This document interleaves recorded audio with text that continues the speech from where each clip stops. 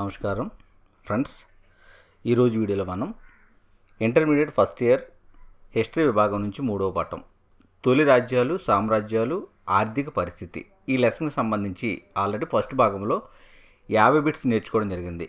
ఇప్పుడు రెండో భాగంలో ఉన్నాం. ఈ రెండో భాగం చివరి భాగం అవుతుంది. ఇందులో ఇంచుమించు ఒక 57 బిట్స్ వరకు ఉన్నాయి. ఈ బిట్స్ కూడా నేర్చుకున్నట్లయితే ఈ లెసన్ కంప్లీట్ చేసుకున్నట్టు అవుతుంది.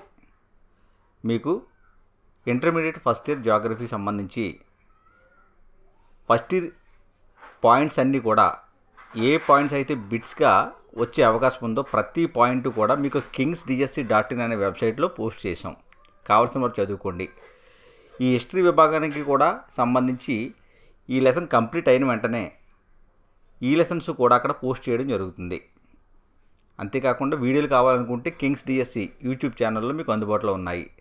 టెక్స్ట్ బుక్ నుండి బిట్ మిస్ అవ్వకుండా 3rd క్లాస్ నుంచి ఇంటర్ వరకు కంటెంట్, మెథడాలజీ, పిఐఈ కూడా మీకు ఇదే విధంగా మైండ్ మ్యాపింగ్ రూపొందించి అందుబాటులో ఉంచడం జరిగింది ప్లేలిస్ట్లో. కాబట్టి వీడియో నచ్చిన వారు లైక్ చేయండి, షేర్ చేసి సబ్స్క్రైబ్ చేసుకోండి. ఫ్రెండ్స్, మీరు చూస్తున్నారు kingsdsc యూట్యూబ్ ఛానల్. చూసినట్లయితే ఇక్కడ ఇంటర్మీడియట్ ఫస్ట్ ఇయర్ హిస్టరీ విభాగం నుంచి 3rd లెసను రాజ్యాలు సామ్రాజ్యాలు ఆర్థిక పరిస్థితి. కాశీ రాజ్య రాజధాని వారణాసి, ప్రస్తుతం బెనారస్ అని మనం పేర్కొంటున్నాం. శాక్య తెగతో ఏర్పడిన బలమైన రాజ్యంలో కలిసిపోయిన రాజ్యం ఏది? కాశీ రాజ్యం. పశ్చిమోత్తర ప్రాంతంలో వెలసిన రాజ్యాలు కాంబోజా, గాంధార. కాంబోజా రాజ్య రాజధాని భోజపురం, ప్రస్తుతం పశ్చిమోత్తర ప్రాంతం. గాంధార రాజధాని తక్షశిల, ప్రస్తుత ఆఫ్ఘనిస్తాన్ ప్రాంతం. మత్స్య రాజధాని విరాట్ నగరం, ప్రస్తుతం జైపూర్ అని మనం పేర్కొంటున్నాం. సూరసేన రాజధాని మధుర, ప్రస్తుతం మధుర ప్రాంతం. చేది రాజధాని సుక్తిమతి, ప్రస్తుత బుందేల్ఖండ్. బిందుసారుడు ఏ వంశానికి చెందిన రాజు? హర్యాంక వంశరాజు. బింబిసారుడు పాలనాకాలం క్రీస్తుపూర్వం 544 నుంచి 492 మధ్య. మగధను పాలించిన మొదటి రాజు ఎవరు? బింబిసారుడు. బింబిసారుడు వివాహం చేసుకున్న రాజకుమార్తెలు ఏ రాజ్యాలకు చెందినవారు? ముద్ర అంటే పంజాబ్ ప్రాంతం, కోసల, వైశాలి రాజ్యాలకు చెందిన రాకుమార్తెలను బింబిసారుడు వివాహం చేసుకున్నాడు. బింబిసారుడు ఆక్రమించిన రాజ్యం అంగా.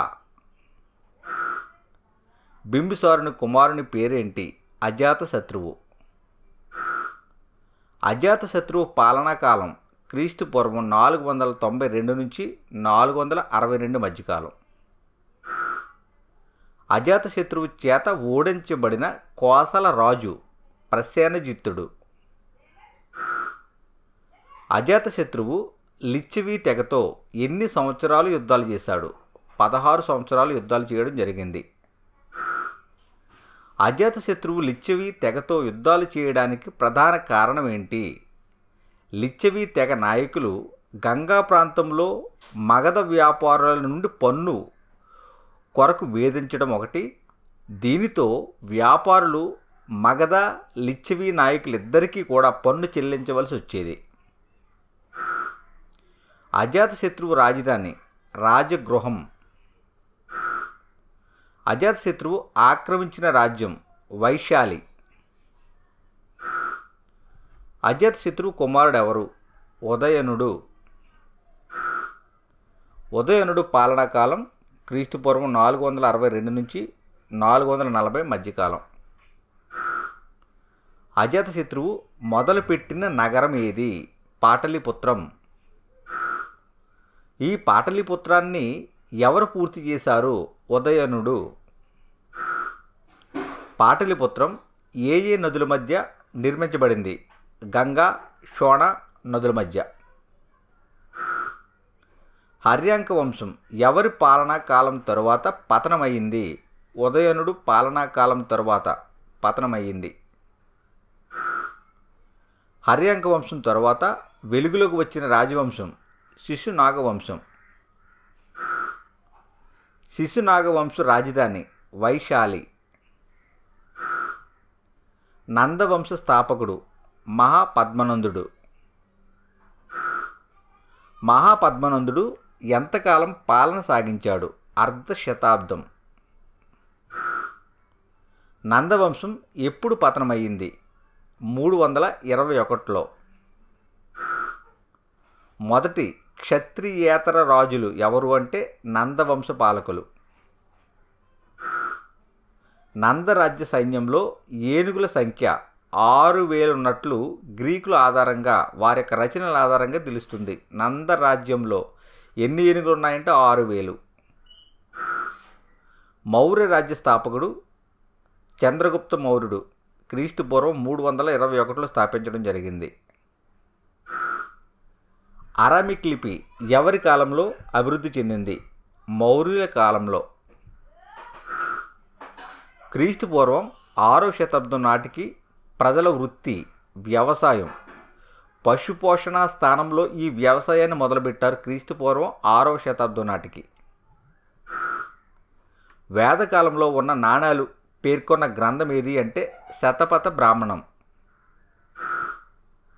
వేదకాలంలో ప్రాచుర్యంలో ఉన్న నాణాలు శతమాన బ్రాహ్మణులకు గౌరవప్రదంగా ఇచ్చే బంగారు కానుక ఈ శతమాన అనేది. తర్వాత శతమానతో పాటు నిష్క, సువర్ణ, కృష్ణాల ఈ నాణాలు అనేవి వేదకాలంలో ప్రాచుర్యంలో ఉన్నాయి. స్వస్తిక అనగా వర్షాకాలంలో 60 రోజులు వరిని పండించేవారు. ఇలా పండించడానికి గల పేరే స్వస్తిక.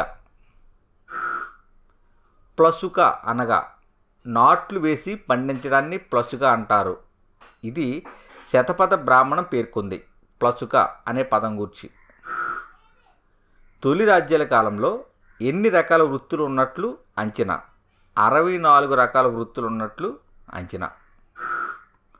తొలి రాజ్యాలు కాలంలో శ్రేణులుగా ఏర్పడిన వృత్తుల సంఖ్య అంటే ఎన్ని వృత్తుల వారు శ్రేణులుగా ఏర్పడ్డారు? 18 రకాల వృత్తుల వారు కలిసి శ్రేణులుగా ఏర్పడ్డారు. నాటి కాలంలో వస్తు రవాణాకు ఎన్ని ఎడ్ల బండ్లు ఉపయోగించినట్లు తెలుస్తుంది? 500 ఎడ్ల బండ్లు వస్తువులు రవాణా చేయడానికి ఉపయోగించినట్లు తెలుస్తుంది. తొలి రాజ్యాల కాలంలో ఏ ఏ వృత్తులను ఉన్నతంగా భావించేవారు? వడ్రంగులు, దంత వస్తువుల తయారీదారులు, నేత పనివారు, కంసాలి వీరిని ఉన్నతమైన వృత్తుల వారిగా పరిగణించేవారు.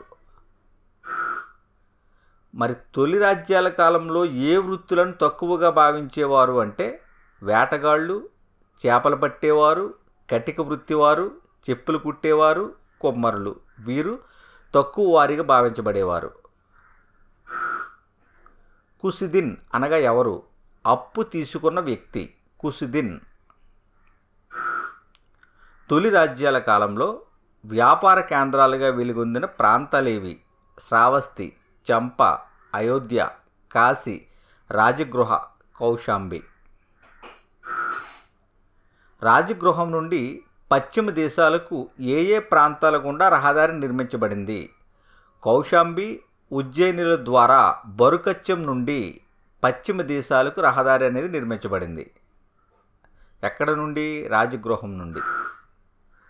కౌశాంబి నుండి ఇరాన్, మధ్యాసియా దేశాలకు రహదారి ఏ ఏ ప్రాంతాల గుండా నిర్మించబడింది? గంగా మైదానము, పంజాబ్, తక్షశిల ద్వారా ఇరాన్, మధ్యాసియా దేశాలకు రహదారి అనేది నిర్మించబడింది. నాటి కాలంలో రేవు పట్టణాలు ఏవి? వైశాలి, ఉజ్జయిని, తక్షశిల, బరుకచ్చం. మన దేశం అనుసరించిన పర్షియన్ నమూనా నాణాలకు గల పేరేంటి? పంచ్మార్క్ కాయిన్స్. పాళీ గ్రంథాల ప్రకారం సామాజిక ఆర్థిక వ్యవస్థకు మూలమేంటి? గ్రామము. గ్రామ ప్రజలు పంటలకు సమీప ప్రాంతంలో స్థిర నివాసాలు ఏర్పాటు చేసుకున్నారు ఆ కాలంలో. కాబట్టి ఈ గ్రామం అనేది సామాజిక ఆర్థిక వ్యవస్థకు మూలం. ఇలా సామాజిక ఆర్థిక వ్యవస్థకు మూలం గ్రామం అని ఎవరు చెప్తున్నారు అంటే పాళీ గ్రంథాలు తెలియజేయడం జరుగుతుంది. తొలి సామ్రాజ్యాల కాలంలో గ్రామాలు ఎన్ని రకాలుగా వర్గీకరించబడ్డాయి? 3 రకాలు. అవి ఏంటి? భోజక, పట్టణ గ్రామాలు, సరిహద్దు గ్రామాలు. భోజక అనగా గ్రామ పెద్ద. నాటి కాలంలో ఎవరు అటవీ ప్రాంతాలను వ్యవసాయ భూములుగా మార్చుకున్నారు? శూద్రులు. ఎక్కువ వ్యవసాయ కూలీలుగా ఉండేవారు వీరు, శూద్రులు అనేవారు. శూద్రుల కంటే క్రింది వారు అంటరానివారు. వీరు వేట, జంతు చర్మాలతో వస్త్రాలు మొదలైన పనులు చేసేవారు, అంటరానివారు. ఇది ఫ్రెండ్స్, ఇంతటితో థర్డ్ లెసన్ తొలి రాజ్యాలు, సామ్రాజ్యాలు, ఆర్థిక పరిస్థితి, హిస్టరీ ఇంటర్మీడియట్ ఫస్ట్ ఇయర్ సంబంధించి కంప్లీట్ అయింది. నెక్స్ట్ వీడియోలో మరొక లెసన్తో మేము ముందుంటాను. వీడియో నచ్చితే లైక్ చేయండి, షేర్ చేసి సబ్స్క్రైబ్ చేసుకోండి. Thank you.